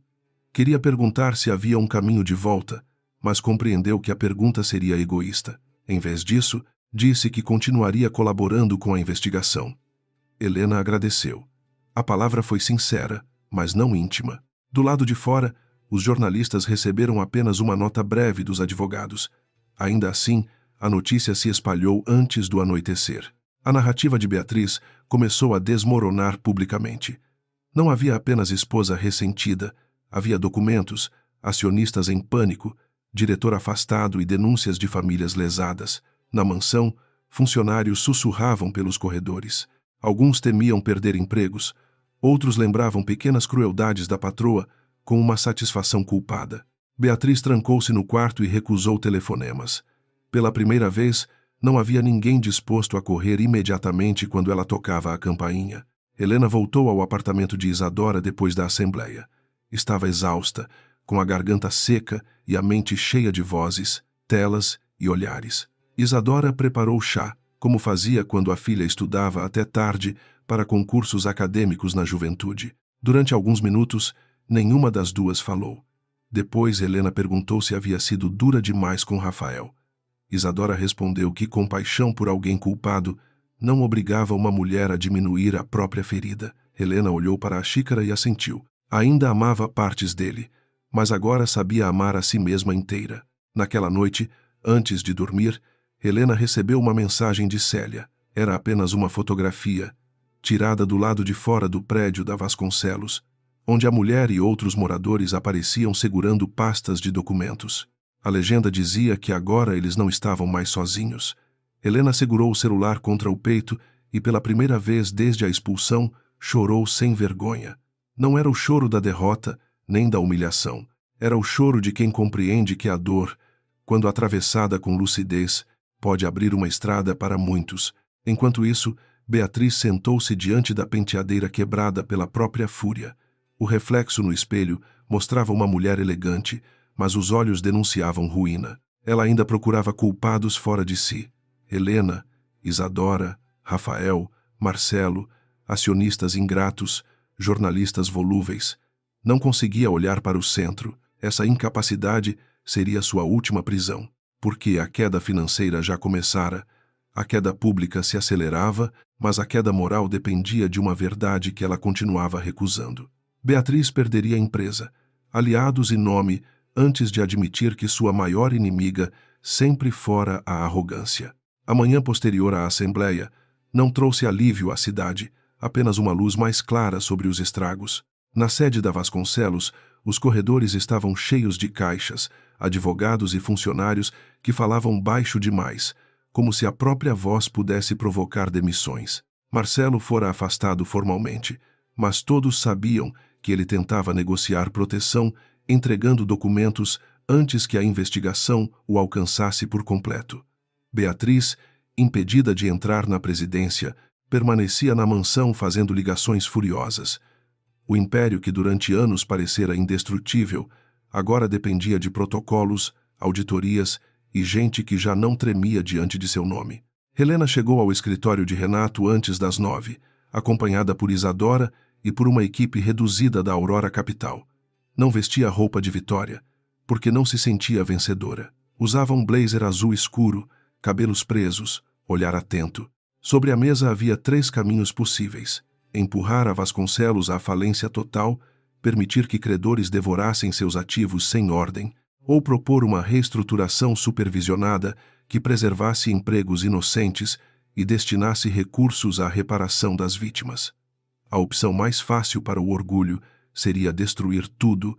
A mais difícil, e talvez a mais justa, era separar ruína de responsabilidade. Isadora apresentou os números com precisão. A empresa tinha dívidas superiores às garantias reais, ativos superavaliados, contratos contaminados por suspeitas e uma reputação sangrando em público. Ainda assim, alguns empreendimentos eram legítimos, algumas equipes eram competentes e centenas de trabalhadores nada tinham a ver com a rede de fraude. Helena ouviu em silêncio, lembrando os rostos dos funcionários que a cumprimentavam na mansão, os porteiros, motoristas, engenheiros jovens, assistentes que engoliam humilhações para pagar contas. Justiça que esmagasse todos indiscriminadamente seria apenas outra forma de arrogância, embora vestida de indignação. Renato perguntou qual era o limite emocional dela. A pergunta pareceu estranha no meio de planilhas, mas Helena entendeu. Teria de olhar para a empresa que a usara como escudo e decidir que parte deveria sobreviver para reparar o dano. Teria de enfrentar críticas de quem desejaria punição absoluta e ataques de quem chamaria a proposta de tomada hostil. Respirou fundo e respondeu que seu limite era a verdade. Nada seria preservado à custa de esconder crimes. Nada seria destruído apenas para satisfazer sua dor. Isadora sorriu quase imperceptivelmente, reconhecendo ali a filha inteira. A proposta começou a ser desenhada naquela manhã, afastamento definitivo de Beatriz e de todos os executivos envolvidos, auditoria independente com acesso irrestrito, venda de propriedades pessoais usadas como garantia irregular, criação de um fundo de reparação para famílias lesadas, revisão de contratos de aquisição e proteção trabalhista durante a transição. A Aurora Capital assumiria a coordenação temporária apenas se os credores aprovassem governança externa e se as autoridades recebessem toda a documentação. Helena insistiu em uma cláusula moral que alguns acharam incomum. Nenhuma vítima seria obrigada a aceitar silêncio como condição de indenização.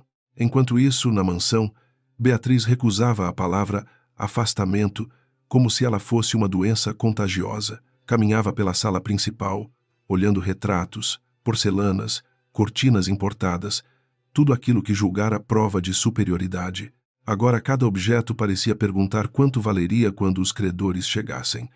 Álvaro sentava-se próximo à lareira apagada, segurando uma notificação judicial com as mãos trêmulas. Pela primeira vez em décadas, não tinha uma frase conciliadora. Beatriz o acusou de abandono, de fraqueza, de deixar estranhos roubarem sua casa. Ele ergueu os olhos e respondeu que talvez a casa já tivesse sido roubada de outros antes deles. A frase explodiu no silêncio. Beatriz ficou imóvel, ofendida não pela injustiça da acusação, mas por sua origem. Álvaro, que sempre se curvara, ousava nomear o que ambos sabiam. Ele falou devagar, como se cada palavra lhe custasse anos de comodidade. Disse que assinara papéis sem ler, aceitara lucros sem perguntar, vira a esposa transformar negócios em guerra e preferira beber em bibliotecas a impedir danos. Não se absolvia, mas também não a protegeria mais. Beatriz chamou aquilo de traição. Álvaro respondeu que traição maior fora ensinar o filho que amor significava obediência cega. Rafael apareceu na mansão ao meio-dia para recolher documentos pessoais. Entrou sem a antiga sensação de propriedade, como um visitante em ruínas familiares. Os empregados evitaram olhar diretamente, não por desprezo, mas por constrangimento. No quarto que dividira com Helena, encontrou gavetas vazias e um cabide quebrado no fundo do armário, talvez deixado da noite em que suas roupas foram empacotadas. Tocou a madeira partida e sentiu a vergonha retornar com força. Aquele quarto, onde tantas vezes prometera protegê-la, guardava a prova muda de que promessas sem coragem eram apenas decoração sentimental. Beatriz surgiu à porta, vestida de preto, rosto rígido. Disse que Rafael ainda podia corrigir tudo se retirasse suas declarações, acusasse Helena de manipulação emocional e afirmasse que entregara documentos sob pressão. Rafael virou-se devagar. Durante a infância, bastava aquele tom para que ele pedisse desculpas por erros que nem cometera. Agora, sentiu o velho reflexo, mas não obedeceu. Disse que não mentiria mais. Beatriz aproximou-se, falando que Isadora queria destruir a família, que Helena o abandonaria depois de usá-lo, que só uma mãe permanecia. Rafael respondeu que mãe não era quem exigia covardia como prova de amor. O rosto de Beatriz se desfez por um segundo, não em arrependimento, mas em choque. Ela levantou a mão, talvez para bater, talvez para apontar, mas deixou-a cair. Rafael pegou a pasta com seus documentos pessoais e passou por ela sem tocar. No corredor, ouviu a mãe dizer que ele não teria mais herança, nome ou lugar naquela casa. Ele parou apenas uma vez, sem se virar, e respondeu que talvez aquele fosse o primeiro presente honesto que ela lhe dava. Saiu levando quase nada. O peso que deixava para trás era maior que qualquer mala. À tarde, Helena reuniu-se com representantes dos credores, conselheiros remanescentes e um procurador encarregado de acompanhar os desdobramentos. A sala estava carregada de interesses conflitantes. Bancos queriam recuperar dinheiro, acionistas queriam evitar prisão reputacional, moradores queriam reparação, funcionários queriam estabilidade e autoridades queriam provas robustas. Helena não presidia oficialmente a mesa, mas sua presença organizava o debate. Falou pouco no início, deixando especialistas exporem números. Quando finalmente se levantou, todos perceberam que não ouviriam uma vítima pedindo compaixão, mas uma estrategista oferecendo uma saída que cobrava preço alto de todos. Ela disse que a empresa não seria salva para preservar sobrenome, nem sacrificada para alimentar manchetes. Seria desmontada onde tivesse sido instrumento de fraude e reconstruída onde pudesse servir à reparação. Propôs que empreendimentos contaminados fossem suspensos, terrenos questionados voltassem ao centro de mediações públicas, propriedades de luxo da família fossem vendidas para formar o fundo inicial e que cada acordo com moradores fosse revisado por defensoria independente. Alguns acionistas protestaram. Helena respondeu que lucro nascido de documento falso não era lucro, era dívida disfarçada. O silêncio seguinte mostrou que a frase encontrara alvo. Célia estava presente, sentada ao lado de Antônio e Joana. Usava vestido simples e segurava a bolsa no colo como se temesse que alguém lhe pedisse para sair. Quando Helena citou os moradores pelo nome, não como massa afetada, mas como pessoas com histórias, Célia chorou em silêncio. Durante anos, a empresa falara dela em relatórios como resistência, ocupante, entrave, passivo social. Agora, seu nome ocupava uma mesa onde banqueiros eram obrigados a escutar. Não era reparação completa, mas era uma inversão simbólica poderosa. A dignidade, às vezes, começava quando alguém pronunciava corretamente a dor. A aprovação preliminar veio no fim do dia, não por generosidade, mas por falta de alternativa melhor. Os credores perceberam que uma falência caótica reduziria a recuperação financeira e ampliaria danos públicos. As autoridades aceitaram acompanhar a preservação de documentos. O Conselho votou pelo afastamento definitivo de Beatriz das funções de gestão e pela submissão da empresa à intervenção administrativa temporária. Álvaro assinou sem discutir. Rafael também, renunciando a qualquer cargo e a benefícios ligados às operações investigadas. Quando sua caneta tocou o papel, ele sentiu menos heroísmo que luto. Enterrava a versão cômoda de si mesmo. Beatriz recebeu a notícia por telefone e por alguns segundos não disse nada. Depois riu de modo baixo, quase íntimo, como se finalmente entendesse que gritar não produziria obediência. Chamou Rafael de ingrato, Álvaro de morto-vivo, Helena de serpente, criada em silêncio. O advogado que a acompanhava recomendou que ela evitasse novas declarações, pois já havia risco de medidas cautelares contra seu patrimônio pessoal. Beatriz desligou na cara dele. Caminhou até a janela da mansão e viu o jardim impecável, as fontes, as pedras claras. Tudo ainda estava ali, mas, pela primeira vez, nada parecia pertencer-lhe. Na semana seguinte, as consequências começaram a ganhar forma concreta. Marcelo firmou acordo de colaboração parcial, entregando mensagens que ligavam Beatriz a pagamentos à Prisma Norte. 2 cartórios foram investigados. Corretores tentaram desaparecer, mas registros bancários deixavam rastros. A imprensa, antes seduzida pela narrativa da esposa ressentida, agora publicava reportagens sobre famílias desalojadas, documentos falsos e governança fraudulenta. Helena evitava entrevistas longas. Dizia apenas que o processo falaria por provas. Essa contenção irritava seus inimigos porque não oferecia frases inflamadas para distorção. Ela aprendera que, em certas batalhas, a sobriedade era uma forma de ataque. Rafael procurou Helena apenas quando foi chamado por Renato para assinar novo depoimento. Encontraram-se em uma sala menor, sem Isadora, embora a porta permanecesse aberta e a formalidade protegesse ambos. Ele parecia mais magro, com barba por fazer e olhos marcados. Contou que deixara a mansão e alugara um apartamento simples. Estava trabalhando como consultor voluntário na organização dos arquivos para a auditoria e prestaria serviços remunerados apenas depois que sua situação legal fosse definida. Helena ouviu sem ironia. Havia humildade real em seus gestos, mas ela sabia que humildade recente ainda precisava sobreviver ao tempo. Ele entregou a aliança. Não a colocou na mesa como quem rompe com raiva, mas como quem devolve algo que não soube honrar. Disse que assinaria o divórcio quando ela quisesse, sem disputa de bens, sem tentativas de convencer. Helena olhou para o anel sobre a madeira. Lembrou-se do dia do casamento, do sorriso dele, da música, das mãos de Isadora apertando as suas antes da cerimônia. Lembrou-se também da chuva, do vestido rasgado, do segundo passo que ele não deu. Nenhuma lembrança anulava a outra. A vida raramente oferecia dores puras. Helena disse que aceitaria o divórcio. A voz dela não falhou, embora algo dentro do peito se movesse com tristeza. Rafael fechou os olhos, como se esperasse a frase, e ainda assim sangrasse ao ouvi-la. Ela acrescentou que reconhecia sua colaboração e que esperava que ele continuasse reparando o dano sem transformar em razão principal de sua mudança.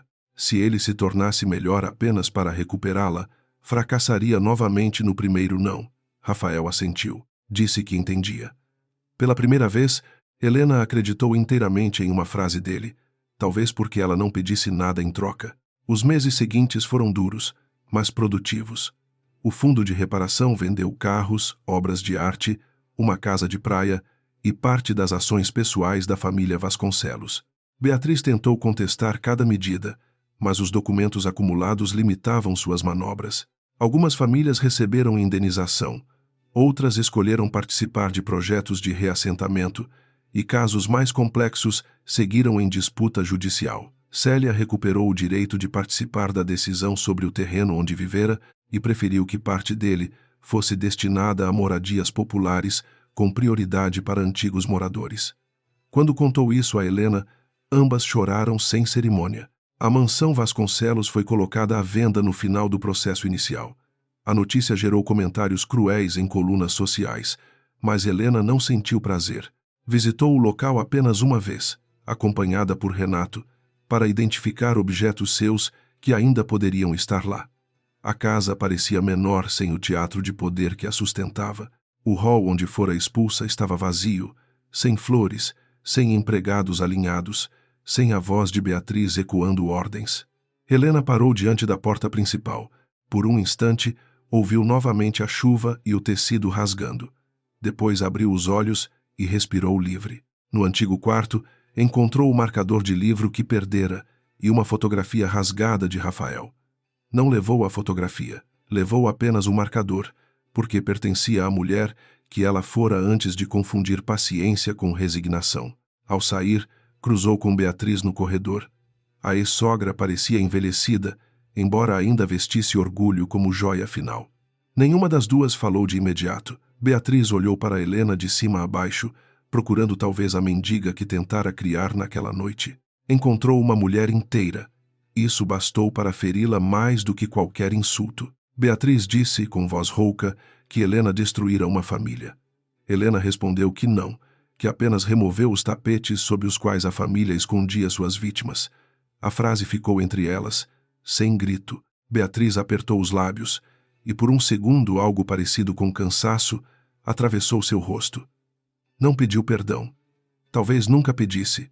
Algumas pessoas preferiam perder tudo a admitir culpa, porque a culpa exigia reconstruir a própria imagem sem ornamentos. Helena não precisava daquele pedido para seguir. Perdoar, compreendeu, não era absolver quem não se arrependia. Era recusar moradia permanente à dor. 1 ano depois, o terreno onde ficara a antiga casa de Célia recebeu as primeiras fundações de um projeto novo. Não eram torres luxuosas vendidas em anúncios falsamente felizes, mas prédios de escala humana, com áreas comuns, biblioteca comunitária e assistência jurídica permanente para moradores.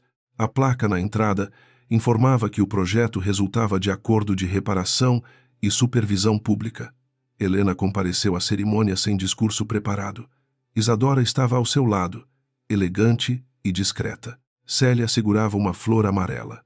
Rafael observava de longe, convidado pelas famílias por seu trabalho posterior, não por seu sobrenome.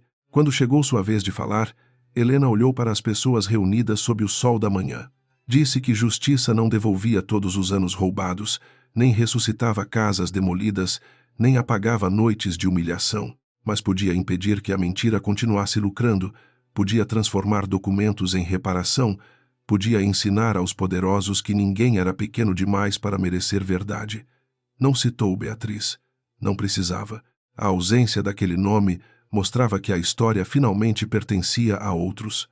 Célia sorriu, e nesse sorriso havia luto, alívio e futuro. Depois da cerimônia, Rafael aproximou-se de Helena com cautela. Vestia roupa simples e carregava uma caixa de arquivos para a associação comunitária. Disse que partiria para outra cidade por algum tempo, onde trabalharia com uma equipe de compliance em projetos sociais, longe da influência dos Vasconcelos. Não pediu bênção nem segunda chance. Apenas agradeceu por ela não ter permitido que sua culpa se transformasse em desculpa. Helena respondeu que ele fizera escolhas difíceis e que esperava que continuasse fazendo. O afeto entre eles estava ali, sereno, sem promessa. Algumas histórias de amor terminavam melhor quando paravam de exigir posse. Isadora observava de longe, sem intervir. Ao ver a filha despedir-se de Rafael com um abraço breve, percebeu que Helena atravessara a dor sem endurecer por completo. Essa era a vitória que nenhuma manchete registraria. Poderia ter se tornado uma mulher guiada apenas por desconfiança, usando o nome Duarte como arma contra qualquer ameaça. Em vez disso, escolhera limites, provas, reparação e compaixão medida. Isadora sentiu orgulho, mas também humildade. Mães ensinam filhas a caminhar, porém chega o dia em que precisam vê-las escolher estradas que elas mesmas não teriam imaginado. Beatriz, naquele mesmo período, vivia em um apartamento menor, respondendo a processos e afastada dos círculos sociais que antes disputavam seus jantares. Ainda conservava algumas pérolas, alguns móveis, algumas frases afiadas. Perdera, porém, o elemento essencial de seu poder, a certeza de que todos acabariam obedecendo. Às vezes via reportagens sobre o projeto de moradia e desligava a televisão com raiva. Outras vezes ficava olhando a tela escura, como se ali pudesse aparecer uma versão diferente de si mesma. Nunca se soube se arrependimento verdadeiro a alcançou, mas a solidão, essa sim, chegou sem pedir licença. No fim daquela tarde de inauguração, Helena permaneceu sozinha por alguns minutos diante das fundações.